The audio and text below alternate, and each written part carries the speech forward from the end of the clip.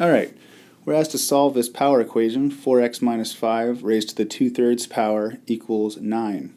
The first step to attacking this is first understanding and then translating what this fractional exponent is all about. So first of all, this 2 right here means that it gets raised to the second power, and this denominator of 3 in the exponent represents the cube root.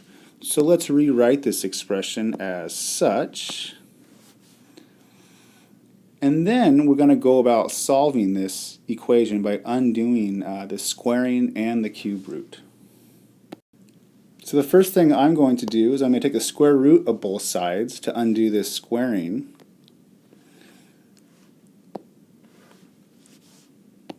And when I do that, the square root cancels out the squaring right here, and then I take the square root of 9, which is 3. Importantly, because this was an even radical, I get this plus or minus here, which is really two separate equations. So let's split these up into our two equations. One where the third root of 4x minus 5 is positive 3, and the third root of 4x minus 5 is negative 3. I'll now go about solving each of these equations and to get my two separate answers. So the first thing I'm going to do in both these cases, I'm going to raise it to the third power to get rid of this cube root. So I'll do it on both the equations.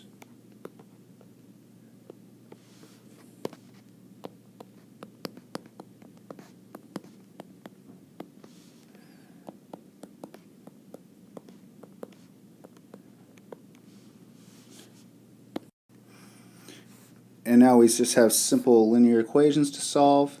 So I'll just do that quickly by adding 5 to both sides in both equations and then dividing by 4.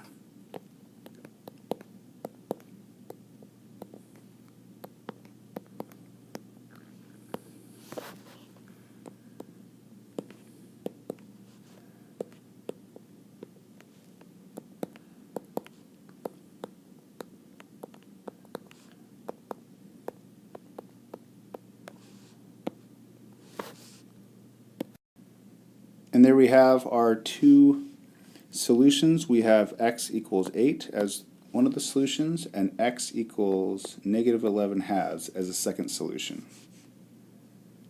Just a quick review of the process again. So what we did was we translated the fractional exponent into the radical and the power. We then took care of the power first by taking the square root of both sides because it was a squaring. Importantly, that creates these two solutions. When we take the square root, we get a plus minus 3, which gives us two separate equations to solve.